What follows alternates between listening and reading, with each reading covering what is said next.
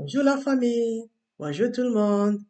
Naza ravi et roya une fois de plus na bavi na bino. Vraiment naza ne sengo ya koleka une fois de plus na banda kuna bino. Naza na liga ki bozali santé malamu makambo eso bouger makambo eso mata. Là na yeko continuer toujours na cadre livre na biso banda ki déjà ko travailler. Ezali les secrets d'un esprit millionnaire. Na kati ya livre wana auteur akaboli yango na baparti ya minene mibale. Na partie ya liboso alobelaki biso ndenge nini tozali conditionné na vie. Et na deuxième partie azolobela différence oyo ezali koexiste entre bariche na bapauvre.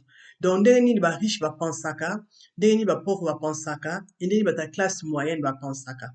Donc c'est ça objectif ya livre moto ya moto adécouvrir ndenge nini tokanisaka biso nyonso esiko yo kopona soki oza besoin omata niveau okoma na mbongo okoma millionnaire faut moko réfléchir comme un millionnaire. Pourquoi?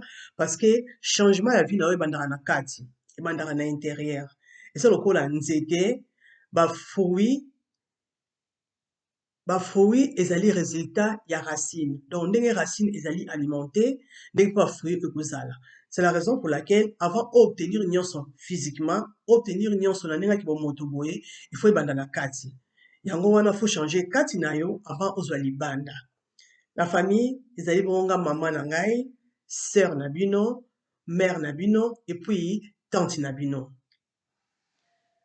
Auteur alobi ke na vie, place nyonso attention na yo ezalaka makasi, place wana pe énergie na yo ezalaka beaucoup plus investi. Na yango soko olingi okende mosika il faut yeba ndenge nini yo kosala mpo okende mosika ndenge nini okosala mpo osala béconomie. La dernière partie tolobelaki nini tolobelaki ete les riches se concentrent sur leur valeur nette. Valeur nette wana eza nini ezali babien na bango bandako na bango bavoiture na bango babusiness na bango nyonso bango basalaka yango wana ezopesa valeur nette. Et bato ya classe moyenne na bapauvre se concentraka plus na salaire. Alors que je ne pense pas que kaka salaire na yo ekokokende na yo mosika na vie. Salaire na yo ekokokende na yo mosika na vie soki oyebi ndenge baéconomisaka. Soki okoki kosala de façon ke soki salaire na yo eleki ozala na facilité ya koéconomiser quelque chose. Et mwa ndambo yo koéconomiser yango te kopermettre yo oinvestir yango na eloko mosusu. Ebe investissement wana nde kopesa yo bénéfice, bénéfice wana nde kokende na yo mosika. Donc c'est un peu ça. Soki olingi oke mosika zwa décision que je me concentre sur ma valeur nette et puis otie liboko na moto lobi j'ai un esprit millionnaire. Les actions ici d'esprit millionnaire 1. Il faut se concentrer na 4 facteurs ya valeur nette. D'abord, augmentation ya salaire, augmentation ya ba business na bino, augmentation ya ba mbongo ekota pa na bino, et puis réduire ba dépenses. Il faut oyeba biloko nyonso ozala nango na vie na yo eza na valeur ya combien. Soki oyebi eza la valeur ya combien, osali moins ba nyongo nyonso oza na yango. Mbongo ekotikala wana yango epesa valeur nette na yo. Oza na yango besoin pour comprendre nini okoki kosuivre vie na yo soki ozo koavancer ou pas. Eloko mosusu eza important faut yeba ndenge nini okoki koplanifier, okoki kose planifier, be ndenge nini okoki kosala mpo oyeba planification financière. Oza nango besoin parce que eza mbongo na yo faut yeba soki otravaillaka dire ozwaka yango ezosala nini. Et mpo okende su mosika yaya bato bayebi koluka mbongo oyo baza na force ya koyeba ndenge nini mbongo efonctionnaka. Soki moyen ya kopose bango bakestion ezali pose bango bakestion, pose bango bakestion okoyeba ndenge nini kote na yo makambo ezomarche ou pas. Très important. Biloko mosusu tonégligera yango te, tonégligera yango te parce que soki ozonéglige eza malamu te. Tozocontinue livre na biso tokomi sikoyo na dossier financier intérieur numéro 14. Les riches gèrent bien leur argent. Les pauvres gèrent bien mal leur argent. oyebi mpona kokende mosika il faut koyeba ndenge nini mbongo efonctionnaka. eza na motu moko asalaki recherche concernant bato ya mbongo ya ville na ye aya comprendre ke bariche bayebi koexcele na gérance ya mbongo na bango alors que bapauvre bayebaka kogere mbongo na bango te. bato ya mbongo baza plus intelligent ke bapauvre te, seulement baponi bahabitude financière mosusu mpe ezali bénéfique mpona bango. nde tolobelaki avant bizaleli wana ezali fondé na conditionnement passé na bango. donc soki ozogere correctement te akosala effort mpo achanger. donc soki yo omoniki na kote na ozala difficulté kogere mbongo il faut changer conditionnement na yo. donc bato ya mbongo batravailla conditionnement na bango, basala tout bayekola mpe bakoma na niveau moko plus élevé bayekola kogere mbongo na bango, bayekola kogere mbongo na bango mpo eza mbongo na ye. soki ya kogere yango te moto mosusu ya kogere na place na ye eza te, omoni. donc na kote na yo fosala effort ochange ndenge na yo kogere mbongo na yo parce que eza mbongo na yo yaya yo moto koyeba ndenge okosala de façon mbongo yango emata niveau me ekita te. mpo okoma na niveau wana il faut oyeba ndenge okomaîtrise mbongo. ekomaîtrise mbongo ezaka question ya gestion. bapauvre bagéraka mal obe baza koevite même question ya mbongo, basola mbongo eza sujet tabou. ozomona soki oyebi kogere mbongo na yo te ekosala yo mpasi. epuis bato oyo baza na mbongo te balukaka baeskise bandenge ke soki ozogere mbongo na yo mingi ekoempêche ozala libre, alors que eza le contraire. soki oyebi kogere mbongo na yo ekopermettre yo oyeba autonomie financière na yo e ekopermettre yo oyeba ndenge okosala mpo kende mosika mpe koma kotravaille de moins en moins moganye beaucoup plus. eza très important oyeba yango. bato mosusu bamonaka kaka ke naza na mbongo ya kogere te. pourquoi? parce que naganyaka salaire ya malonga te. même le peu que tu gagnes soki kogere yango ekopermettre yo ocomprendre que non il faut oyeba ndenge nini okosala mpe ndenge nini faut bouger, ndenge nini faut mata de façon koma koganye montant moko ya bien mpo mpe na facilité ya kogere yango. eza très important. faut komitia na exercice ya koyeba ndenge nini okosala mpo oyeba kogere mbongo na yo epuis okende yango mosika. kobosana te bariche bayebi kogere mbongo na bango. ata oza pauvre yekola deya kogere mbongo oza na yango soki oyebi komaîtrise yango yango moto kopesa yo makasi omata niveau mpo oyeba kogere bambongo ya ebele. eza très important mpona yo. nayebi soki mama biso azalaka répété toujours ke non déjà na bambongo ya mike mike soki okoka kogere yango te mbongo ya minene mpo okoka te. yango ngai mpona sala motu teste soki osenga mbongo na kopesa yo montant ya moke opesaka mbongo ya commerce na opesa yo $50 na ota ndenge ofonctionne na $50 wana. so ofonctionne na $50 malamu te yebaka kozwa 300 te kozwa 500 te puisque okoka kogere yango te.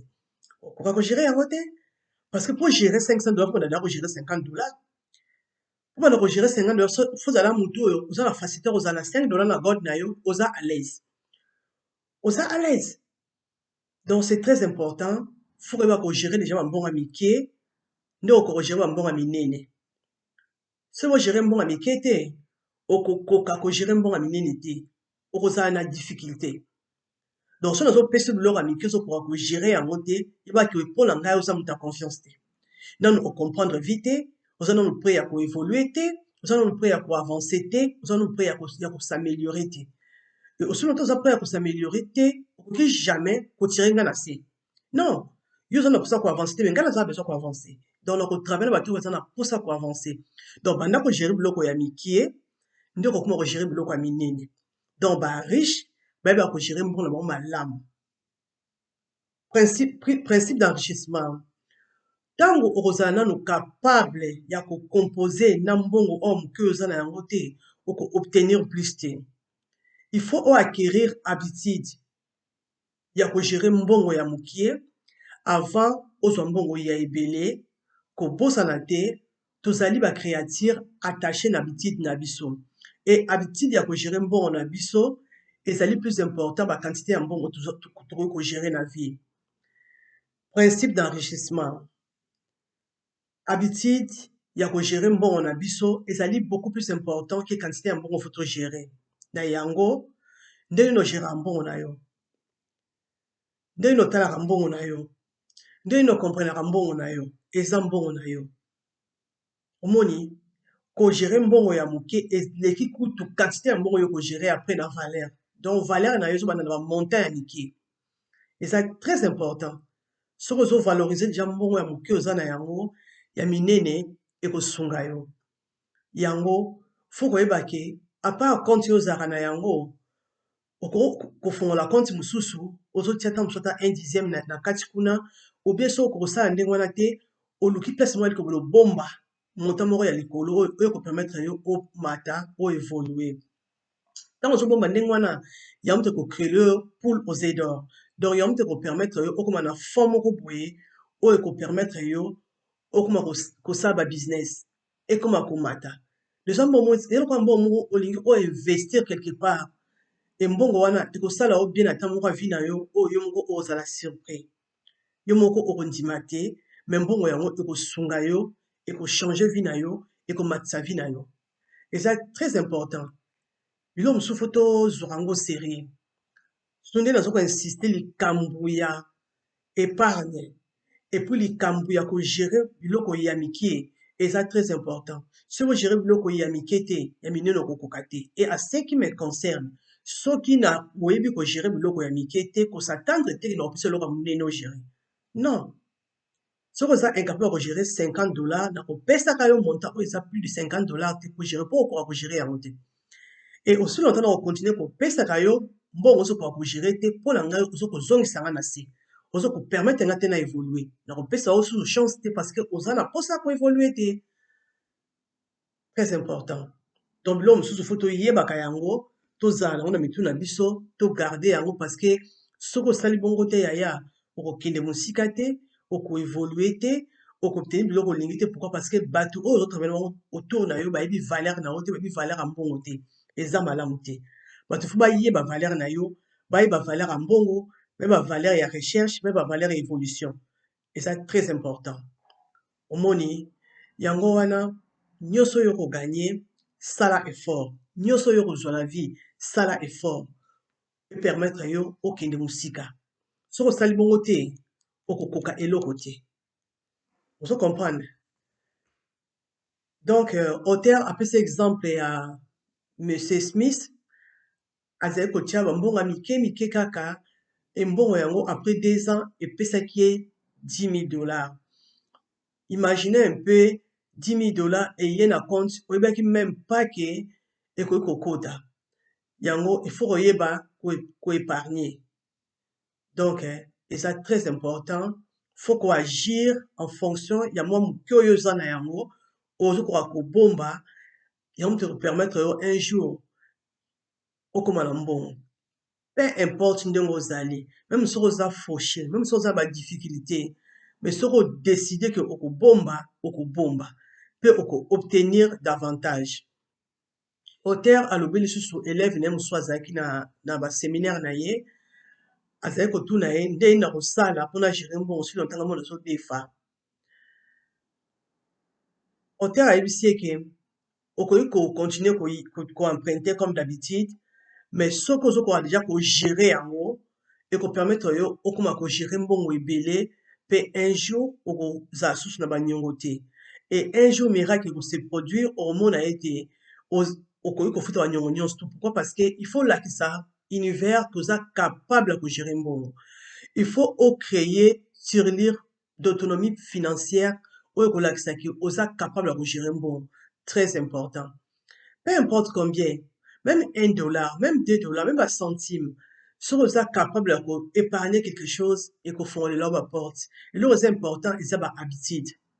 Habitude. Il faut koporter attention ke olingi oyo obomba. Nao toloba awa avant ke place oyo attention na yo ezali yali place énergie na yo kokende. Donc soki attention na yo ezali ke okobomba okobomba okobomba okobomba. Omoni endenge ozotia moke moke kuna l'argent appelle l'argent. $1 retire comme à 2, retire 3, retire 4, retire 5, on se retrouve à 100, on se retrouve à 1000. Et yo, on a aussi $10,000 na vie, on se retrouve comme à 10 000. on se retrouve comme à 15 000, on comme étonné. Mais l'argent appelle l'argent. Omoni, moke ozo bomba, moke on a quand des trucs matériels comme à ébélé. Secret et gestion financière ezali na équilibre. Il faut tout économiser autant que possible pour tout investir et que auto investir wana et bota sous mon sous auto ko investir sous ailleurs. Pourquoi? Parce que tozali ba être oyo toko ke ne musika te soki toko na to toucher ba mususu te. Et la kisiki tant so économiser kaka mbongo ezo servir batu mususu te et oke musika te donc tant osala mbongo il faut ça likambo oyo ko permettre batu mususu pas profiter. Sala business ozo sala mutu mususu na besoin biloko ozo teka. Et ça déjà un pas de plus oyo ozo sala.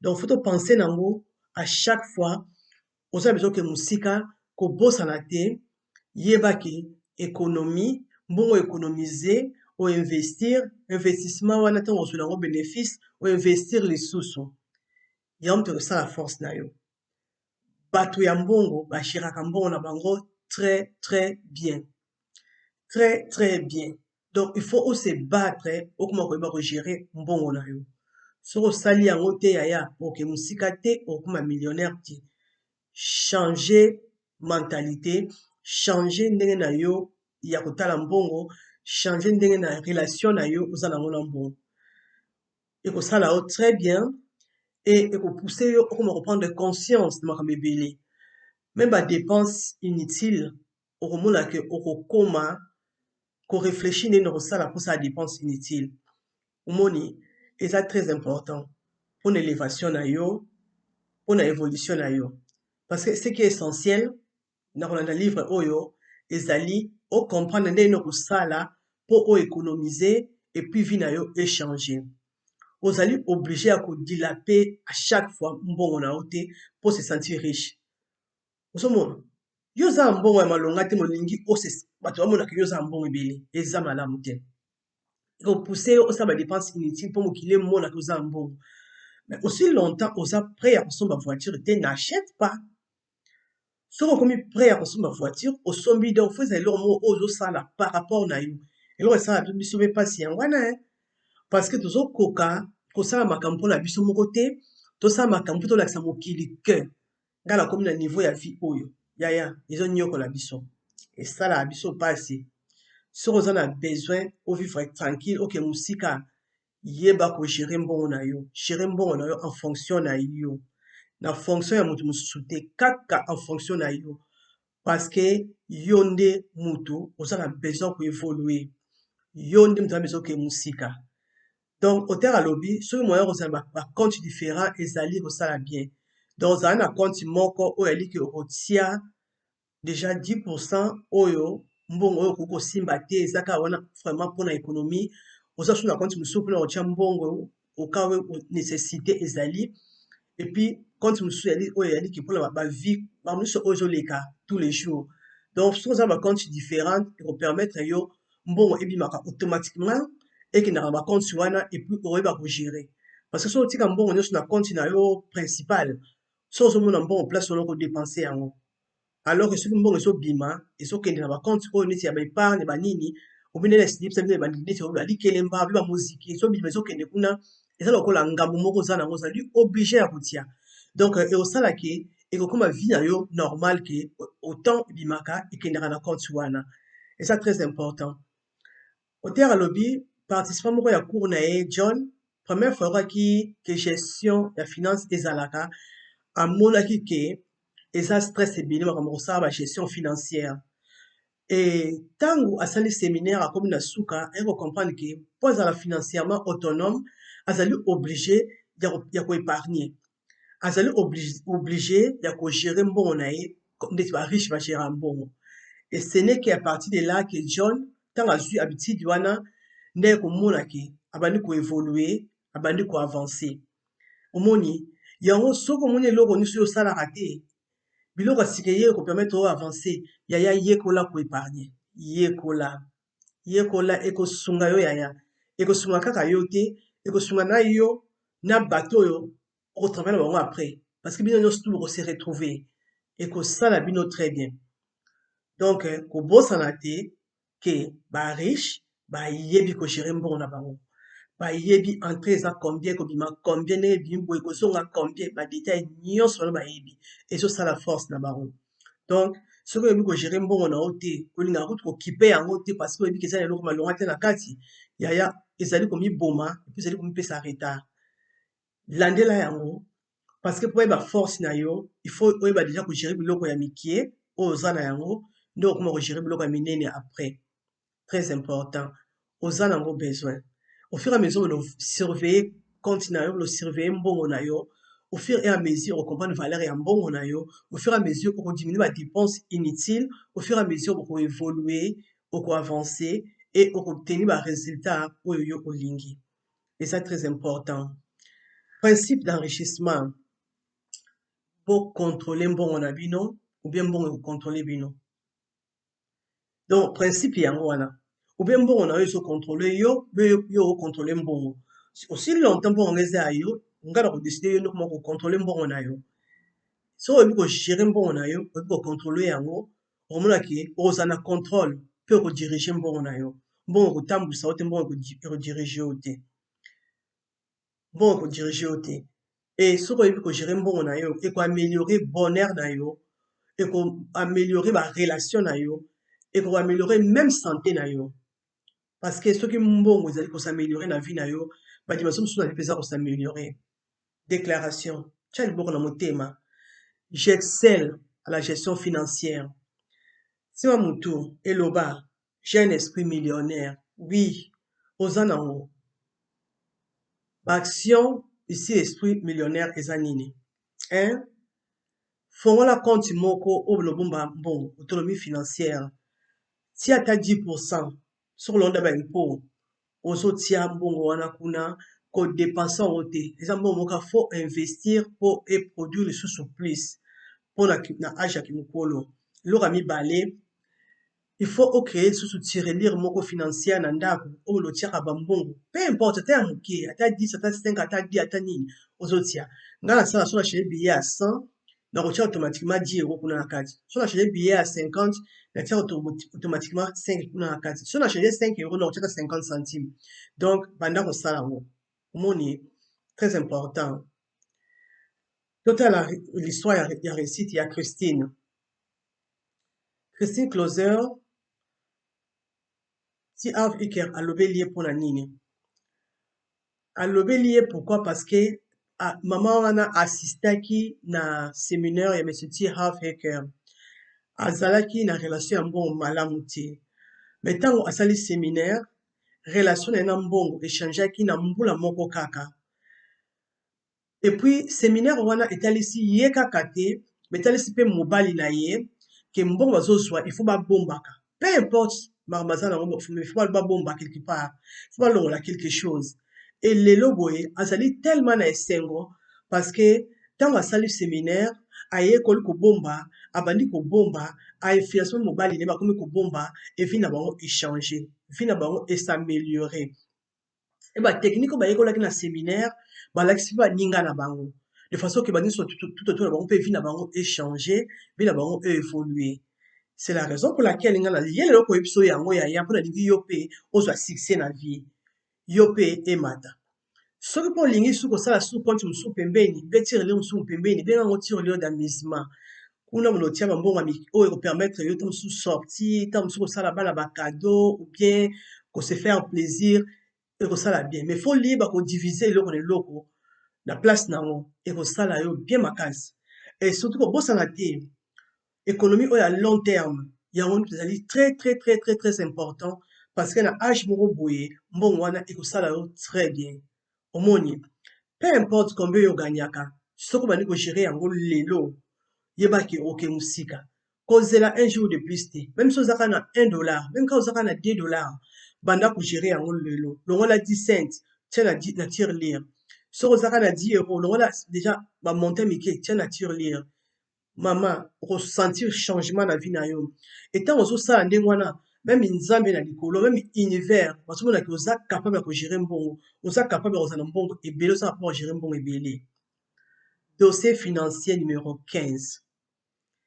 Les riches font travailler dur leur argent pour eux, alors que les pauvres travaillent très dur pour leur argent.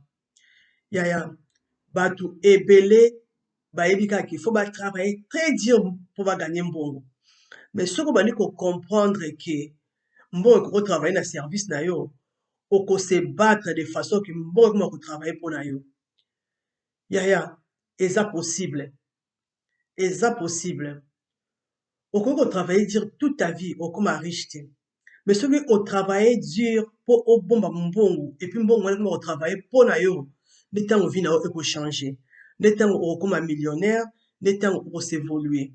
Ko bossa na yango te, mbongo eko travailler pour na yo. Mbongo na yo eko travailler pour na yo. Zwa tant kaka ya ko réfléchir ndenge oko sa pour mbongo na yo pour travailler pour na yo. Très important. Vraiment la famille, tu continuer vidéo na biso pour toute la suite. Pour le moment, to suki awa, nzamba sa biso grâce, aux malamu, à la prochaine.